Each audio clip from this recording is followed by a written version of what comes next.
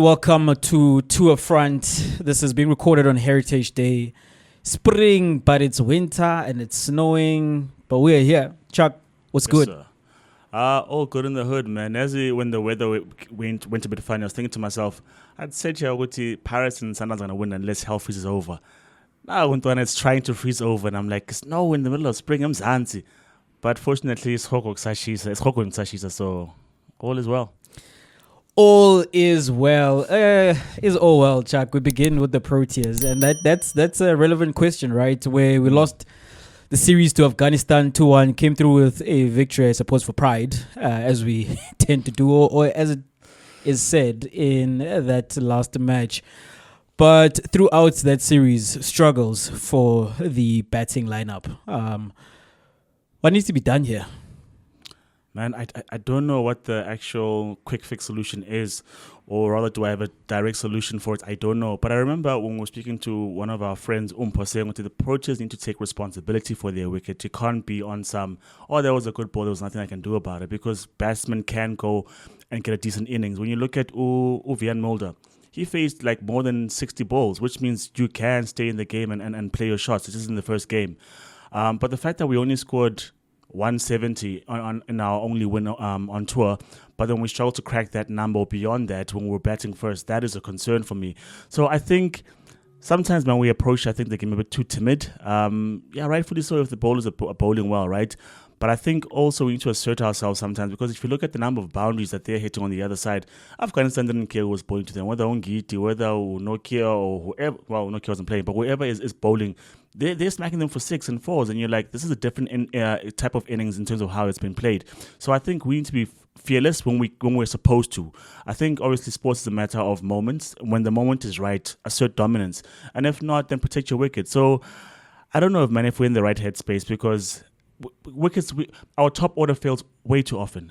Is it a matter of we need Abu Klassen, Abu Miller, Abu Van der Dissen? I think we should be able to move on from that bunch and still be decent, because we're playing against Afghanistan. Yes, they've beaten a lot of the test playing nations. In fact, they probably have beaten all of them but India, if I'm not mistaken.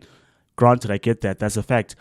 But let's put up a decent display at least. We survived that one. Or at least we won something. A consolation victory against Afghanistan. Yes, we're playing away from home, but come on, guys. Put 250 on the board. So disrespectful, Chuck. So disrespectful to the Afghans. Like, as you keep repeating, like, it's just Afghanistan. They've improved. They've come on in leaps and bounds. And yes, this was a one-day international series, but we saw them in the semi-finals of a T20 World Cup, and they claimed some good scouts, including Australia for the first time. As you put up, the only team that's missing from their ledger is India at the moment, who they did tie against. So it's a much improved side. You were speaking about how Afghanistan were knocking out bowlers all over the park. Gubaz was the chief destroyer in that, and he's quite a talent, you know. And I mean, you still have the spinners who make them a very good team. But in terms of the Proteas, what needs to be done? Chuck, I don't know if actually we can do something, because I was watching the series and I was thinking to myself, is it possible that we have delved into the realms of post-1980, maybe 1990 West Indies, where in the 70s and 80s, absolute powerhouse, perhaps the greatest team ever seen, you know? And then in the 90s, you still had Courtney Walsh and Brian Lara and the likes, you know, but they weren't still that team of Joe Gardner, Malcolm Marshall, Michael Holding, Vivian Richards. It wasn't an all-time great West Indies team. Vintage Proteas, like we know, towards the turn of the century, and that the side of it, we were absolutely on top of the world. You know, should have won the 99 World Cup, were favorites for that. All the way to the team of Smith, Callis, Hash. Yes, Hashim Amla, Jacques. I already said Jacques Callis. That's how much I love him, because he was two players. Staying like exactly, and all the way now to where we had UKG forming the last bits of that vintage. And I look around, and you look at this series and some of the batsmen in particular who came into this, and the all-rounders, we drafted in guys who are approaching or at 30 to create depth. that tells me that there's a whole generation that's lost of what's supposed to be good to great Proteas players, particularly the batsmen. And yes, we are relying on your Claessens and your Millers, and even people who are supposed to be the bedrock of our batting, like Markram. Markram is approaching 30, and we're still waiting for him to blossom into exactly what we think he is, or what we hope he is.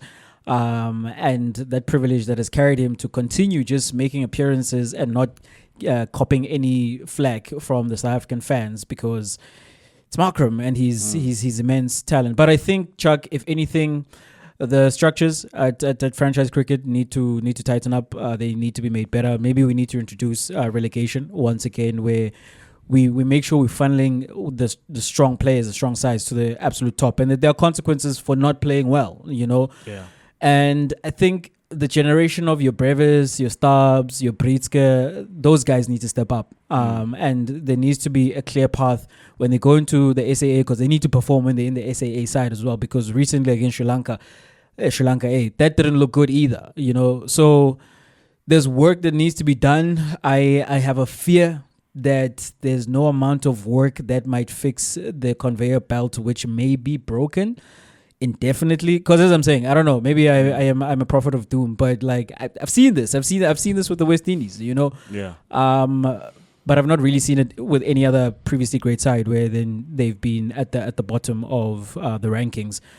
I hope that's not what's happening with the Proteas, but yeah, my solutions is the new generation of talent. They need to step up Cricket South Africa in how they aid that talent to get to the very top at one-day international level, T20 international level, test level. They also need to step up, because otherwise we're going to cry. I mean, Ireland is next. So I think we need to win at least that series, because these are the lower ranking sides. And if we don't, then we probably are headed towards where you suggest we could be in terms of that lull, in terms of our form and our actual impact on the game as being a world class side. So I hope even at least we tick that box. Then it's not okay, Sizamila. But let's see if our batting woes can be fixed. Let's see, indeed. Yeah, man. We talk about woes and we talk about South Africa, and it feels as if after the week and the weekend that was, these two just go together. The Mani Libbok woes, they continue. And I don't know if that's even a fair assessment, Chuck, because of course the Springboks went into the game against Argentina with a chance to win the Rugby Championship in that one. Started like a house on fire, 17-0 up, and then we were pegged back to the point where we lost that and had a chance at the end to win it if Mani Libbok converts what is a fairly routine kick at that level, but his kicking woes continue, which saw him getting pulled and then dropped from the World Cup, and where we are now, where you presume, judging on how things have gone thus far this season, Sasha Feinberg Mgomezulu is ahead of him in the pecking order for that fly-half position alongside with Pollard. But that is my question. Is that a fair assessment? Oguti, it was lost by Mani, or is he copping too much blame for that loss? Man, wait, how do I say it? Because here's what I think, Jay. Rusty did say, I need to look at the final minutes and say, you should have kicked and won us the game. What was happening prior to that, right? And that's a respectable perspective in terms of we didn't come to, we started out like a house on fire, right? We straight out the blocks, 50 minutes in and we're 17 points up. That was cool. But then we get the yellow card and our defense struggles or is non-existent in the next 10 minutes, because that's when Argentina peg us back and they come back into the game. If not for maybe we go into halftime trailing by even more. And then second half was more of a stalemate, because we had so much possession but couldn't do anything with it really. Handling errors, all the other stuff, right? So you can see we didn't have a good day out. But for me, I think when you have a chance to ice the game at the end, and yeah, maybe this is a layman's type of understanding, but what happened prior to it doesn't matter. If you've got the chance to win it now, I say win it now, because you can count to go to, okay, fine, he missed the kick in the 60th minute. There's still time to do something about it. He missed the kick in the 20th minute or whatever. There's time to do something about it. But in the dying minutes of the game, where one kick, as you're saying, regulation kick, because it's almost right in front of the poles, if you put that over, we win. Argentina aren't going to get enough time to put something on the board. So for me, the game was lost. And I know it's a bit harsh to say that, but I think sports is a game of moments. In that moment, that would have gotten us all 3 points, all 4 points. And if we win that game, Jay, we don't even speak about how bad we were. So it was so tongue-in-cheek, but we weren't at the races, but we're rugby championship winners. And we don't matter. We don't care what happens before that. But if we then say, Manie missed, and then we're like, let's dig deeper, where's the actual problem? I think that tells you the immensity of that particular moment. He should have slotted that in, and then there's not much to speak about because we're champions.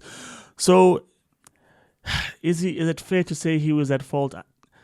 I don't think it's fair, but I think it's the correct assessment to say that because you kick it child, you know. And now as we speak about Proteas, we speak about Springboks. And here's the thing, Jay, that I want to just bring up before I throw it back to you, is that we had gotten used to the idea, regardless of what the Springboks look like, somehow we get the points. We do just enough to win that game. Like, okay, except for when Ireland gives a reality check in Durban, right? We went to Loftus. We played well in Loftus, right? We were good. And Durban was a funny game as well because there were missed kicks. There was heroics by Ulo on the touchline. There was that kick that Chisholm Kobe collected where that just went into touch. There were those odd moments that you find in rugby, but I think that game had a lot of those moments. So it was a different game in my assessment, right? But then we go to Australia. We win that game, the Rugby Championship as it starts. We field a much changed side. We still win that game, right? And then we play against the All Blacks. All Blacks were a side that, as much as, yes, they would say that they're not vintage All Blacks, they're not where they would like to be as a team right now. We both remember when we played the Rugby World Cup final, after that red card to Sam Cane, they came at us and they were arguably the better team on the night. They just didn't have the points to show for it, right? We play against that side who came back against Argentina after having suffered a shock loss. And we converted in Ellis Park after having gone behind. Somehow we get the points yet again. We play them in Cape Town and we struggle to get out of second gear even because there was a startering performance, lap, but somehow we get the points Nakon. We go to Argentina, get 17-point lead. They claw themselves back. They go into the lead. In my mind, I'm thinking, vintage Springboks. Somehow we're going to win this because that's just how the coin keeps falling. It's always going to be heads. However you want to toss it, however you want to throw it, it's always going to land heads in the favor of the Springboks. And there is this penalty to make that thing true yet again. And it's missed. So for me, it's not fair, but I think it's right to say, money cost us. Money cost us. Man, that performance, it did my head in. Number one, because it was late, guys. It was late. Stayed up for the Springboks. Don't want to be watching Argentina come back on us like that. What the hell? But to begin with, speaking of an Argentina and they come back, this is a team that were 20-0 down against Australia. And they then put 60 points past them with Australia only putting on the board another 7 points. So they were never out of it, right? You saw that start and I thought, oh man, we're about to whip these guys. We're going to put them to the sword. And it was a coronation for me that we're flexing our muscles, the number one team in the world as the incoming rugby championship winners. And in case there were any lingering doubts out there, this is who we are, you know? And then it flipped and it turned, like completely. And kudos to the Argentinians because, number one, their attacking system did exploit the Springboks defensively. There was a whole lot of inside passes. There was a whole lot of the double pumps, and they managed to get around the outside of the Springboks rush, particularly when Arendse was in the sin bin for a yellow card. They made the most of that one-man advantage. You know, their number 10 played absolutely brilliantly. He was elusive with the ball in hand, just ghosting past defenders. And when the ball broke his direction once again from a ruck, he made the most of that and put one of his teammates over for the try. But the Springboks as well, not great in the line-out. Their line-out was absolutely horrendous the entire evening. We're talking about players that maybe they not quite cut the level. Like I was looking for Murat, our captain, that entire evening. Did not find him. And then also on the Springbok side, there was a whole lot of missed tackles. You know, it was disappointing to just see guys just keep falling off of players. So that's where in its entirety, we lost the game. I mean, especially when I saw how we were looking in the scrums where Ox lifted their prop, literally lifted him off the ground. It's like, man, Ox is he's a different beast. He's an absolute different beast. And you thought, let's keep getting into those situations. Unfortunately, I was reminded when you get a free kick now under the new rules, you can't even call for a scrum. And I feel like that's the anti-Springboks rule, so we couldn't exploit that. But with the ferocious comeback, you mentioned Reina, who's another one who I'm not certain about in that number 9. He keeps scoring tries, and therefore I suppose he has an argument. But in terms of running the game, I'm not convinced with him at number 9. But he did score that try that had us within, I think, 2 points at halftime, and it was close the entirety of the rest of the game. And that's the thing, right, Chuck? Yeah. What you say is true. What happened. And yes, you can point those things out, and those things do form part of the full picture, and there's no getting away from it. Like, if we tackle better, if we're better in the line out, we probably have a cushion where we don't need a last minute kick. But that's the thing. This is international rugby, top level international rugby, and we saw during the World Cup, and we've seen during the tests we've played subsequent to that, you tend to come to this moment where it is close and it's one kick to win it all, or whatever the case may be. And you have to convert from that position, especially because, right, we were we got the scrum, but we didn't get the scrum penalty from there. And that was like at a wider angle to the post. And then we go and we turn the ball over. And you have Hendrikse so brilliantly trapping the Argentinian player in that ruck, and he gets us the penalty, and it's closer, and it's an easier kick. And the thing is, with this particular player, with Manie Libbok, my brother, this is the chance. Like the conversation, the chat was already there that maybe this man is not cut out for this level because he can't kick. Yes, he does everything else brilliantly, but he can't kick. And those other things that he does brilliantly. And Chuck, I made an argument for Manie that we absolutely need to keep him around because he's best suited to exploit this new attacking system that we have. But then I thought to myself, especially after this weekend, that with all the great things that he does outside of the kicking, when truly has that been great, right? And the kicking poor, and it led to a victory where you like, okay, his kicking was horrible, but everything else that he did was so good that it covered over the kicking, and we won anyway because of his stellar play with ball in hand and everything else that he does, or his kick to touch, or his contestable kicks, his up and unders, which he put in 2 with his left foot and his right foot in that game late to put us in the position to be able to get that penalty. So you don't ignore that where Manie is concerned, right? But then what is the follow-up? Because famously, he's got the no-look kick try assist against Ireland. Was it against Ireland? No, that was against Scotland. Okay, that was against Scotland. That's correct. But then, okay, that's nice, right? But like, you can't keep doing that, and that is what's going to win us these tight games. And now you were in a position, and as I'm saying, you are given yet another opportunity, and Rassi seems to indicate that he's going to be given yet another opportunity. But there you were, and we're not asking you to kick a 60-meter bomb. It's not what Hendrikse did earlier in the day in the Currie Cup final. Shout out to Sharks, of course. And it's not from the touchline either. Like it's relatively simple. But then we have a man in our ranks who this year has kicked 40%. That's just not good enough. And you're going to keep finding yourself in this position, and you're going to turn to him. It's just not good enough, unfortunately. Man, it's like you have this playmaker, but then it's 90th minute, it's the penalty to win the game. Missed. All that playmaking doesn't necessarily count, because the thing about penalties in football and in rugby, Jay, is that it's not a system thing. It's not a tactical thing. It's a matter of, okay, mano a mano, your skill. You've got no one to pass to, no one to feed off, no one to benefit, no one to expose. You just have to slot the ball in the posts. That's what it is, right?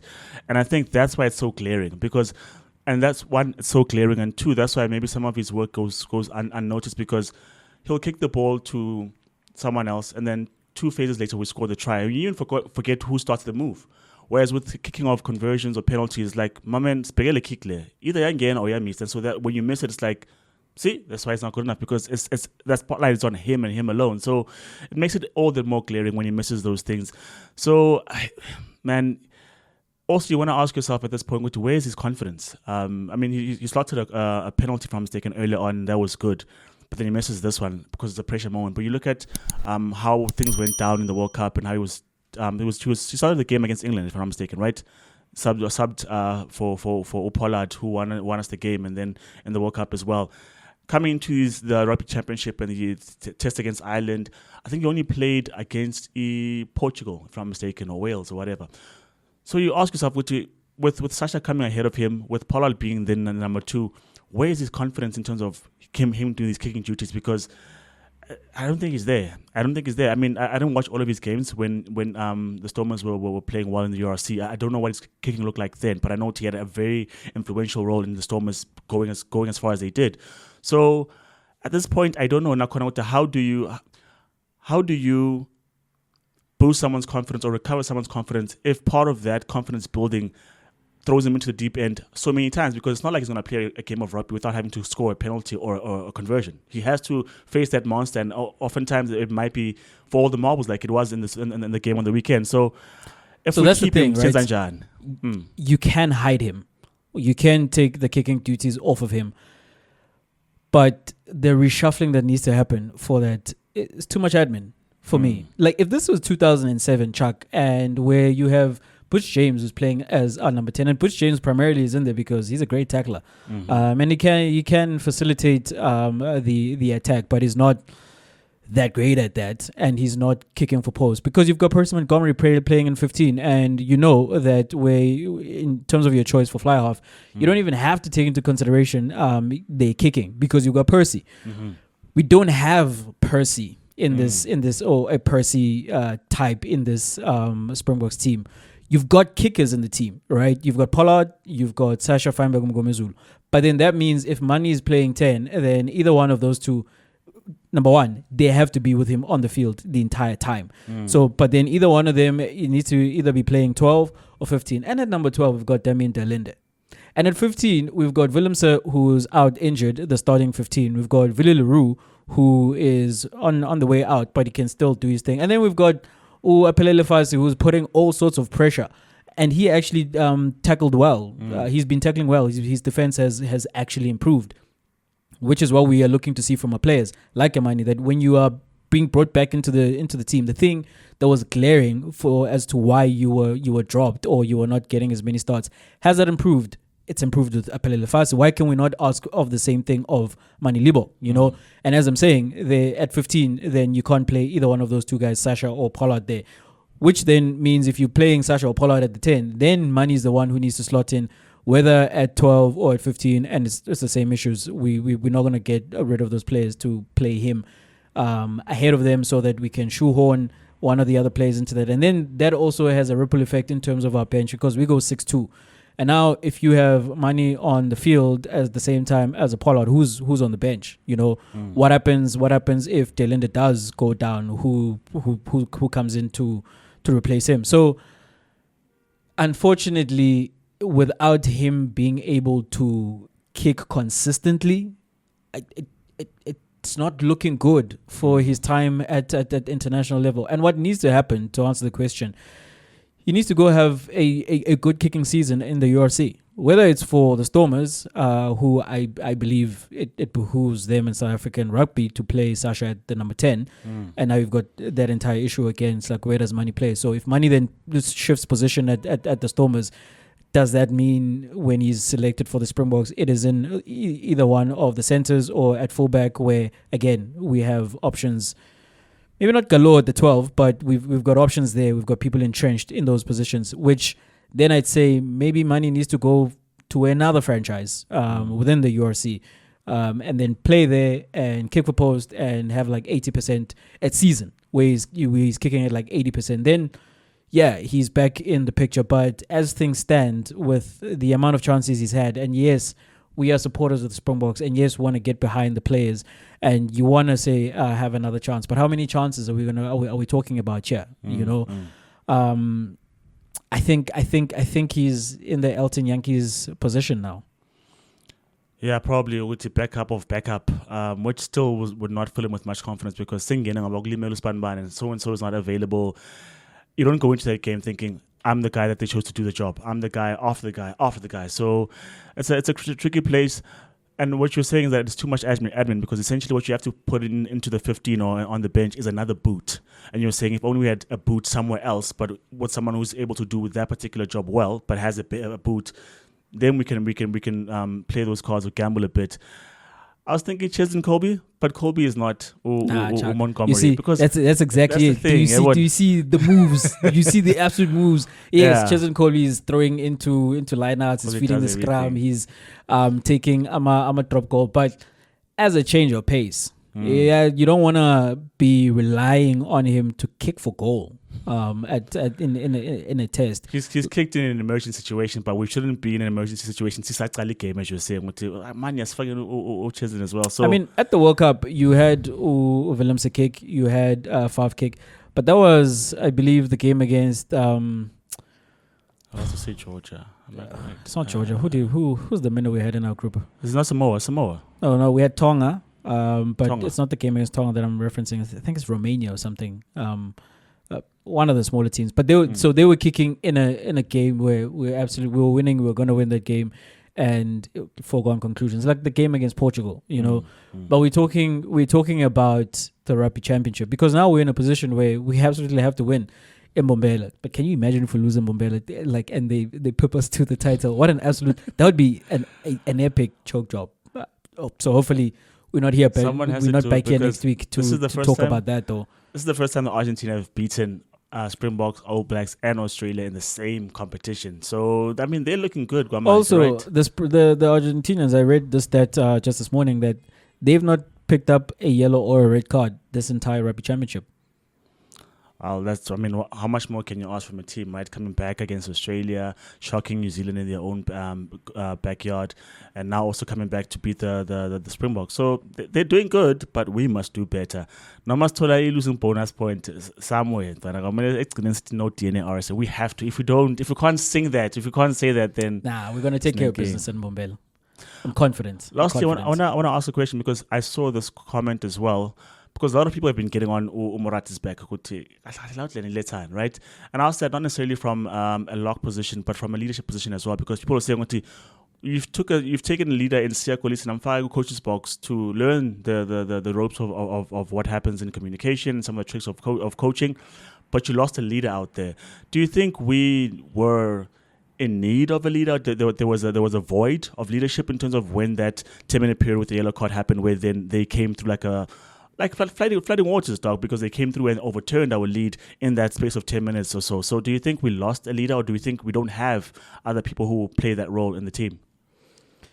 Maybe. I mean, Siya Kolisi always speaks about the Springboks as a lead by committee more than just it's a particular individual. And I don't know, man. I don't know if it was a rousing speech that was needed. Maybe it was. You know, maybe you did need a calm head or a aura-infused figure who's just gonna grab the situation by the scruff of the neck and pull those boys together and tell them to refocus. But those players are part of the Springbok setup. They know what's expected of them. Some of them have been around, like of course Reinach, he's been around longer than Murat. Okay, Murat wears the proverbial captain's armband, but again, the Springboks don't go about their leadership business like that, where we're just looking at a single figure to be everything, you know. So I think all around, you can share the blame around, and maybe yes, it did need someone to steer that conversation or like their thoughts, or to refocus them, and you can look at that, but. Yeah, maybe it's a bit much to throw on his shoulders. I just don't think, as I said, he's absolutely cut out. Yeah, like to be Springboks captain, because he's not absolutely cut out to be Springboks player. But yeah, we'll see. Maybe there is more improvement down the line for him, even in the capacity of being a leader. Because again, if I go back to what Siya Kolisi was talking about, at the Springboks, they empower you to be able to do the job that they're asking you to do. So maybe that's one where 2 years down the line, we're in the same situation and Murat is in there, and he's able to galvanize the boys to lead them over the line. Fair assessment. Speaking about over the line, 3 South African teams made it over the line into the group stages. That will be Stellies in the Confed, Confed Cup, I think. Yes, CAF Confederations Cup. I was single Champions League, as a oh my goodness. Oh my qualification 1, Nyana A1, and like don't know what this competition is called because oh my you need to be able to Chuck, I need you to behave yourself, brother. Like in the words of Haaland to Arteta, I need you to like stay humble. I need you to stay humble, bro. Alright, okay. CAF Confederations Cup, that's Stellies in the group stages of that, Mamelodi Sundowns and Orlando Pirates in the group stages of the CAF Champions League. Jay, good all-round performance by the respective teams. But if we go into a particular manager's comments, he says of his charges who had fun when they were playing Mbabane Swallows. First leg, second leg, it was easy going, right? And for them, the real test really is in the group phase where there are harder teams to play at. He says if they fail to go all the way, if they don't win, the Champions League, it will be deemed as a failure. Is that a fair assessment of his team? If you think about Uguti, he's new in the game in terms of at being the head honcho. But Sundowns have had lots of cracks at it where they've been favorites in the actual tournament. Are these words true? And should he himself have said those words? So watching him make that comment, right, and the things that he said around that comment, so interesting because he sounds like one of the Sundowns fans. Because he mentioned once again the reason that he joined Sundowns was to win things, and won the championship, and also had the privilege of winning the Champions League. And Sundowns have won multiple league titles, and he says that that's great, but he's looking beyond that. He is looking at the Champions League.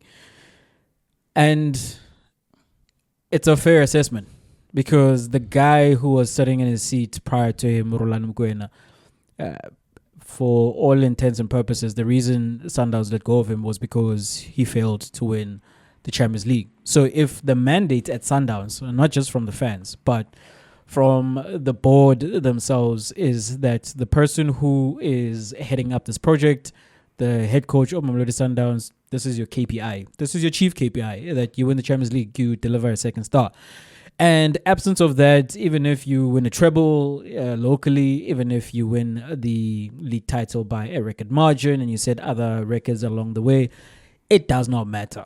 Because why you are here is to win the Champions League and then to prepare Sundowns to have a good showing at the Club World Cup. So Mangoba is only, in my view, he's only repeating what has been said to him, what he knows to be true. Because, he's not there to just be the figurehead at Sundowns. And yes, it's a great job to have, but don't think that if you win the league, which we've done 14 times and 7 times in a row now, that's going to be enough, or even if you add other cups, as I'm saying, because Sundowns have been successful locally, not only in the league, prior to Pirates absolutely running the show in the local cups. Sundowns did manage to win all the cups that were available in that particular season. So that has proven not to satisfy the appetite of Sundowns' executive, their management, and it is Champions League or bust. I think, as when I'm thinking about that comment now, it makes sense in terms of being there, done that, got the T-shirt, right? 7 times in a row. And when it comes to the league title, we've had domestic success. We've won this cup and that cup, and they're not really as shiny a trinket as they formerly were when we were chasing them, because we've had so much of them. We want that grand prize, which is the Champions League. I get it from that particular perspective. I'm just thinking to myself, right? Because yes, Sundowns think of themselves as elite, and by elite, not to say uthi bayasitshela, because I know they are elite compared. If you look at domestic competition, they are elite. But they think of themselves elite in terms of we need to be rubbing shoulders with the hierarchy of African football. We have to be there with the Zamaleks, the Al Ahlis, the Simbas, or wherever is contesting. We need to be there, not only be there, but win it. And I think to myself that as great as Sir Alex Ferguson was, he's only won the Champions League twice. As good as Pep Guardiola, revolutionary of modern football, he's only won it once now with City, didn't touch it with Bayern Munich, and won it twice with Barcelona. If you think about the dominant teams like Juve, who were just dominating their domestic campaign, they haven't won one in a long time. When you look at Bayern and the number of Champions League that they won now against they won one against Dortmund, Nabo Robben. Who do they won from now? PSG, yes. Which is like 2 in the space of 10 years or whatever. And so I bring that up to say, is it really failure? I mean, I get it that you want to play with the big boys in the upper echelon. You want to have what Al Ahly have. City want to have what Real Madrid have. But not too many teams can claim to have had that African continental success as often as an Al Ahly, or the European success as often as a Real Madrid. Because what Real Madrid have done in this particular time period in the last 10 years is an anomaly. Yes, they were ahead in terms of their titles, but they did win one every 4 or 5 years, but I'm not back to back, and then coming back to win it after they lost. That is crazy. That is crazy territory, and you can't then aim for that and say, if we don't get success like that, that's failure. Failure, I think, is a harsh word. I mean, I know where you want to go because you've scaled the other heights of domestic football. There's only one other place where you can go, but really, because if I think about it, right, Chelsea won the Champions League. Did that raise their profile in terms of that's another European giant? I don't think so, because they looked poor domestically and then they looked their way the consecutive years after that. But what did happen for me was when Liverpool won the Champions League is that they were looking like they were getting good, chasing Pep Guardiola. We had success domestically and they had success continentally, but that's also because they've got that European pedigree where you're like, okay, that's a proper powerhouse. So just getting to that thing, guy one, and you're basically what I'm saying is that it doesn't cure suddenly the aura, which is now we're a big team. Sundowns are a big team by virtue of being as good as they are domestically and playing as often as they do in the Champions League, going deep. So I know it's a frustrating thing to go that deep that often and oftentimes outplay the teams but not have the goals. I know it's a matter of we just need 1 game or 2 games away and then we get the second star. But failure, I don't know, man. I think he's setting himself up by saying those words. I mean, I wouldn't say that. I wouldn't tell other people that. He is setting himself up because only one team gets to win the Champions League. You know, it may be Sundowns. The likelihood is that it's not going to be Sundowns, because if you're asking any team for that matter, would you pick the one team versus the field? There's a 1 in 16 chance of Sundowns winning the Champions League, whereas there's a 15 in 16 of any of the other teams winning the Champions League. But I hear what you're saying, which is why I thought getting rid of Rulani was not the right call. You know, it was premature. That after everything is done domestically, yes, and getting to 2 consecutive semifinals, to get rid of him and say it's an abject failure because he wasn't thrashed in any of the semifinals where Sundowns were ousted. You know, and you want to give him another chance to try to do it again. And we said it as a joke, right? He's like Pep light, but Pep has had multiple cracks with Manchester City since Barcelona, actually, because he didn't win it at Bayern Munich, and then with Manchester City had multiple cracks. And because Manchester City, I believe they recognize that there's no going beyond Pep Guardiola. You know, maybe if you're talking about winning the Champions League, you go get Carlo Ancelotti because perhaps he really is a Champions League specialist, and you get there. So that's the caveat that I don't think you can look at the coach who gets a team to the semifinals and say that they've failed. But if the team sets that as their mandate, because that's the point where PSG got to, right? And that's where they are. That, okay, you've gone and become record champions in France, where that was not the case before. That's nice, but Champions League. And that's what you hear. Mbappe, who's the all-time record goal scorer at PSG, still but now you need to prove yourself with Real Madrid, and the stage for that, Champions League. Manchester City as well. Manchester City were from like Aguero and his last-minute goal to when they were led by Pellegrini. They won domestic titles. They ascended the mountain in England, whereas prior to that, they were being relegated and promoted and relegated and promoted. But then at some point, that got to not be enough because of the immense investment that happened when the Abu Dhabi group took over. So we get Pep Guardiola, and yes, we see the Centurions, we see the 4-peat now or the 3-peat or whatever the case was. We see the like consistently putting 90 points on the board and dominating English football. We see the local treble and winning everything that is on offer in England. But now the thing that is going to define the era, the thing that we are so very invested in, is the Champions League. Roman Abramovich got to that point as well with Chelsea, and he was very vocal about that they're trying to win the European Cup, the Champions League. And so I think, Chuck, if you view yourself that way as Sundowns, so I think the mandate that comes from Sundowns, because they've set that as the absolute goal, it would be a failure. I don't reckon, and I'm a Sundowns fan, right? Like Chuck, I'm also an Arsenal fan. Yeah. I recognize that winning a league is a big deal. And I think it's a mistake to get to a point as fans or as the organization to take that for granted, because yes, you might be on a historic run now, but where football is concerned or sport is concerned, that wheel does turn. There's going to come a time where Sundowns are not winning league title after league title after league title. And there was a time, like not too long ago, but 15 years back, where there was like a 5 or 6 year gap where Sundowns did not win the title. And those were sad times. You know, it's like, man, wish could just get a league title. But now that you are here, maybe you do redefine the levels. You redefine what is your ultimate goal in the season, quote unquote, that you find yourself, or the period that you find yourself as a team. And where Sundowns are, is they are on the back of a 7th league title in a row.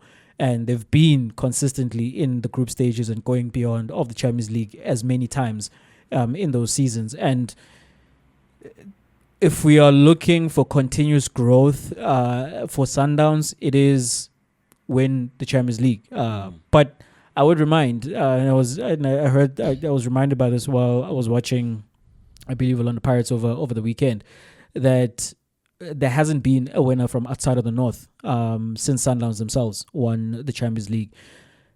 There's never been a winner from the eastern side of Africa, ever, of the Champions League.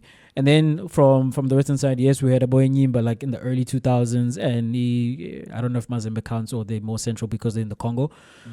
But we've like your Hatsovoko, Asante Kotokos, they've not been back at this level. And what has consistently happened is that it's the teams in the north that have just a hegemony over that competition.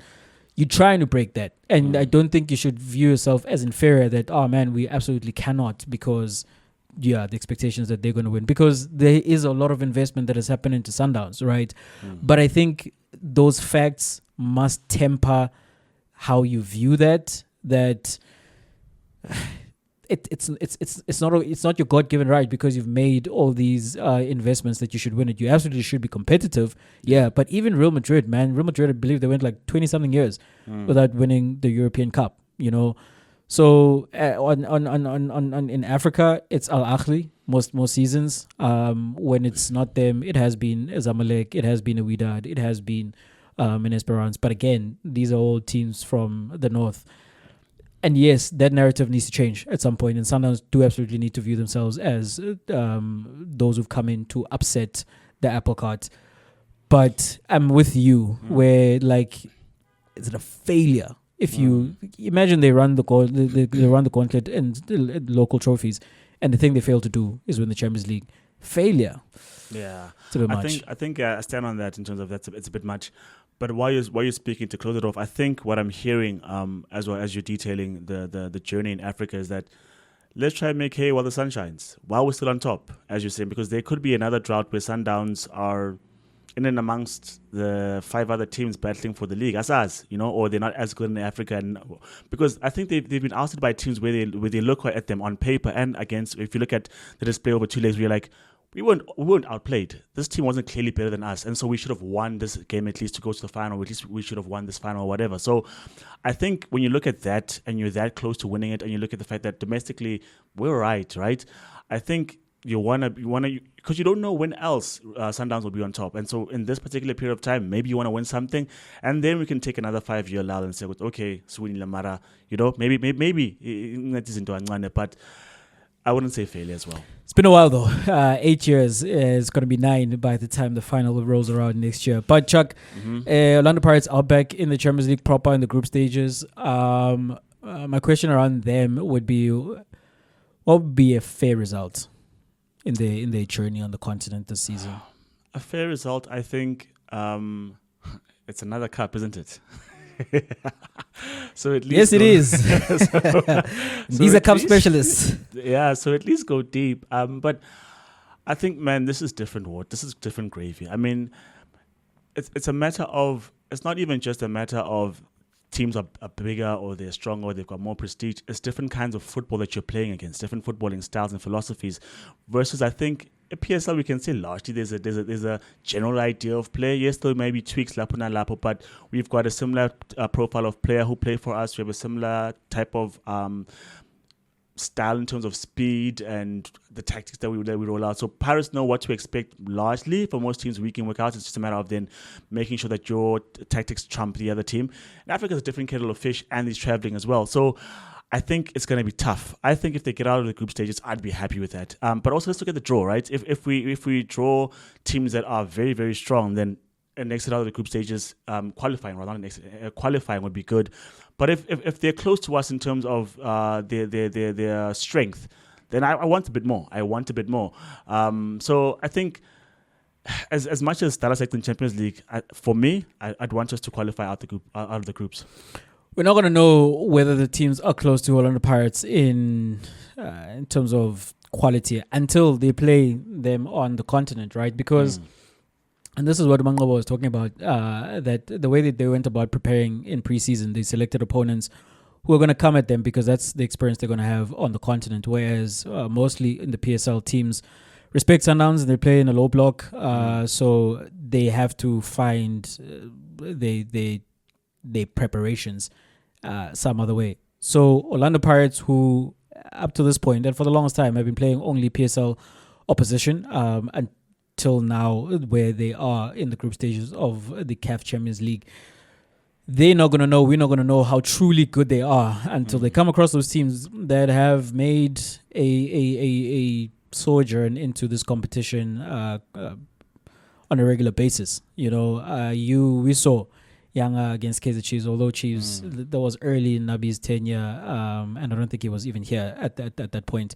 And it's preseason, yes, and there were a whole lot of mistakes, but Yanga seemed like a different quality, and those are the type of teams you're going to come across, and these are teams who are expected to make it to the quarterfinals because they've been there and they've done it before. So there's a whole lot of experience that is required to do well on the continent, because you mentioned like traveling, you have to take that into accommodation. You have to figure out how to periodize your training, how to go about separating your squads or giving enough game time and not running your players to the ground. You have to consider how long travel takes, how long it's going to take from you to get from here to there and back again. When are you playing again? Where are you playing? So it's not as simple as, it's a good team, it's in the Champions League, they're going to do well. But having said that, they have to get out of the group stages. I don't care who's in the group stages with them, because there's been investment with the London Pirates. We constantly say they've got the second deepest team behind Mamelodi Sundowns in the PSL. And again, it's going to be full on discovered when they get onto the continent. But you would think, based on what you've seen and if you've watched Champions League before, that it's comparable in terms of what they have in their ranks and what other teams on the continent have. So for me, I think the expectation is too high if you are thinking they should win it or even get to a semi-final. I think for the first time under this coach who's been there now for 3 seasons, and he's got success behind him to get to the quarterfinals, because for me this season is going to be a whole lot about gathering data, because Pirates are a team who should absolutely also view themselves as a side and an institution that should be winning a Champions League and adding a second star. But I think that's a journey to get there. You might have a good draw. They might turn your way. Kaizer Chiefs made it all the way to the final unexpectedly. That can happen, but that is not likely. But as a team who have ideas of being in this position continuously, I think there's a lot of data that needs to be collected this season, but it cannot just be that. In doing so, they absolutely have to play their best football on the continent. And the question we're gonna have is, can they juggle that schedule? But I think they're good enough to get out of the group and get to the quarterfinals at least, and then from there, I think everything is gravy. Quick question on Stellies. They didn't start the league campaign well. They lost their first game. But after that assessment of Pirates and the Sundowns, where do we think Stellies will go in the Confed? Do we expect them to go deep, because they are a fairly good South African side who are not playing Champions League level opposition? Is the expectation that they go deep, or also the unknown of African travel and opponents that they haven't met yet will get in their way? I think it's similar for me. Similar quarterfinals as well, because Stellies, they adapt, man. Like they whatever, and they are on a upward trajectory every single season. You see them, even with the loss in the league that first game, and we'll see if playing on the continent in those prelim rounds had something to do with that. And had something to have a look at. Is it going to affect them? But they have made some signings, even though they've lost some players. They've got the 2 players from Cape Town City who apparently were in the market to sell to Stellies, but not to Kaizer Chiefs. So that's an interesting one. But yeah, Chuck, I think they're well coached, they're well run. I think they've done, I would imagine they've done their research, but again, you can do your research all you want. Until you have the experience, you won't know exactly what that looks like. But I think they're good enough, and they've shown enough that they keep improving, that they're going to do well enough. But then there is also the matter of the unknown that might stand in their way. So I think quarterfinals for me is my expectations for Stellies. And then as we fly over to England for the big game of the weekend, Arsenal were trying their utmost best to win for the first time at the Etihad, and they came close. They were minutes away from doing that. For the first time at the Etihad under Arteta. Under Arteta. And it was not to be, because they considered late equalizer to John Stones. Man. There were red cards, there were calls. The referee restarted play when the players were not ready. There's a lot of things happening. Jay, I know ultimately you'll feel like it was 3 points lost and you only gained the 1 for a draw. How did you assess that in terms of how Arsenal played, in terms of adapting to the red card, in terms of almost, if you could say, mano a mano, for as long as they had 11 players on the pitch themselves? And also the early goal where I thought the defenders went to sleep and they allowed Haaland to go in with that through ball and they conceded. What do you feel after all of that as a Gunners fan? Almost pulled off a masterclass. I mean, watchability, I'm not a fan of sitting back or parking the bus, whatever the case may be, but I'm not naive, man. And defending is part of the game. Like, I was not mad when Chelsea went to the Nou Camp and did what they did. I was not mad when Inter Milan went to the Nou Camp and did what they did, because it's recognizing, okay, this is the opponent, this is how they want to play, this is what they do well, and this is what they're going to do. How do we then respond to that? And Arsenal had the perfect response. Like, Mikel Arteta is a bloody good coach, because against the teams, if you want to say that Arsenal are expected to beat, you're going to see them playing more freely, more openly, and trying to go for the goals. But then he's also built a team that is full of like big boys and a physical team where you're going to try to get a goal from the set piece, because Gabby scored a second goal from a corner in consecutive weeks. That is not by chance, that is by design. They've got a coach who specifically is training Arsenal on that, and recognizing that at the Etihad, you're probably going to have few chances. We're going to try take as many as we can from those set pieces, from those corners. And if we get an opportunity to play out, to hit them on the counter, you do that as well. I mean, the goal by Caliafori is not something you'll see every week, but you take that. And Arsenal went down at the Etihad, Chuck, and they came back to 2-1. And I thought we were in for a chance for a classic, and it's Arteta adapting to the situation, because the last 3 visits, including this one, so there was when City ran riot and put 4 past Arsenal, and when he came back last season, it's like, I'm not going to allow that. So parked the bus and went away with a 0-0. This season is, okay, how do we do that, where we play not to be beaten, but we also give ourselves a chance to win? And there they were. They were right there on the cusp of that happening. But then the game as a spectacle was ruined by the red card. And even when they went down to 10 men, the the spirit and the focus and the concentration and how they apply themselves, like how they go from pressing high to then organizing themselves to the low block. Absolutely brilliant, and they were absolutely doing everything that they needed to do, but unfortunately City kept coming and they scored the goal at the end, and the reactions from Haaland and other players afterwards. City don't respect Arsenal as rivals, but they certainly know that Arsenal are there. Interesting game, to say the least. When you speak about Inter and Barcelona going to Nou Camp and parking the bus, I saw shadows of a Barcelona side who were just playing on the edge of the box, and you're like, guys, shoot, cross, do something. There's 10 people behind the ball. You're not going to wiggle your way through or dribble past them. Do something. And I think they were guilty of that, because I think if they had taken shots more often, I think you get a chance of getting a rebound or setting up a set piece and getting a different look, basically, because for 20-odd minutes, you were just passing around from one corner to the other, passing the ball in front of the box, but not shooting really. And you're like, but even that, Chuck, when they did shoot, it was Diaz or it was Guardiola. Arsenal were allowing shots from the centre-backs, not from the attacking players. So, well marshalled.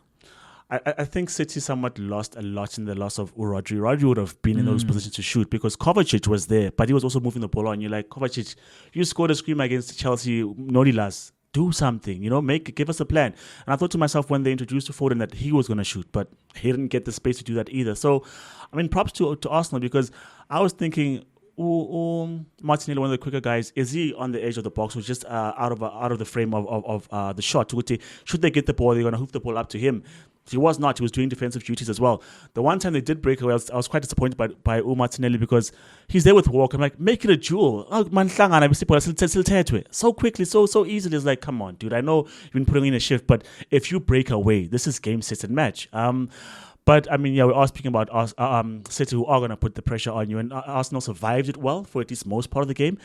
And I think that instance where they did get their equalizer was because someone shot or someone caused some commotion within the box, which they'd prevented for most of the game. So I think 3 points lost, man, because under trying circumstances, because they weren't going to have it their way. And as you rightly say, they built a game plan to rightly so understand how do we negate those particular issues. We're not going to have most of the possession. We're not going to have joy down both wings, because Martinelli was getting joy, but not Saka in terms of running at his man. And so you have to understand the dynamics of that particular problem and see how you're going to fix it. And so, I mean, the set piece comes in very handy when you've got someone like Gabriel who, for his goal, no one's going to stop him. He attacks the ball with so much ferocity, and he's such a big unit that most likely if I was defending, I would get out the way. But I was going to coach him, I would get out of the way because he attacks that ball with so much vigor. But I think I'd be disappointed as an Arsenal fan because they dropped points at Brighton. I thought to myself, after they gone one goal down, after Haaland had scored and they'd gone a goal down, I thought to myself, is this where the league goes? Is this where they open up the gap, But after that, they came in and they go 2-1 up, and I'm like, okay, the title race is back on, especially if you beat these guys. So for that equalizer to go in, I was a bit deflated, and I was like, you guys had it. It was so close. So it was a good watch, but not a good result for Arsenal, I feel. Yeah, I think against Brighton, the same thing happened where it went down to 10 men, and against City as well. And I think with 10 men, Chuck, ultimately, I think it's a good result. If you can go into the Etihad and come away without having been beaten, especially under the circumstances where you did get a red card, I think you take that. In the moment, especially after having put in that display defensively to keep them out for as long as you did, it feels like a sucker punch at the end. But I think when you take a step back, you'll take that. You'll absolutely take that. Without an Odegaard, you're still missing Merino in the middle of the park. You have them to come back still. And they have to come to the Emirates. And then the hope is that you do exactly what you did last season, where you beat them. And you then have the inside lane towards the title. We'll see how all of that unfolds. Thank you for joining us once again for Two Up Front. You can continue to listen to us on Spotify and Apple Podcasts on the City of Johannesburg's online radio station, that is Joburg Pulse. And you can catch us on YouTube and for more videos on Instagram. On Instagram, we are at 2 Up Front Pod. Similarly, on Twitter at 2 Up Front Pod. I am J_Mzulu. Chuck is at Chuck2Up. From Jay, I'm Audi. In a weekend that brought us more questions than answers, do we convert to the Rugby Championship at home? Do Pirates do well in Africa? Is the title race open after this result? Do the Proteas fix their batting woes? We don't know. Only more sport can give us those answers. Until then, let's keep watching and find out if we get those answers. This is Chuck, and I'm out.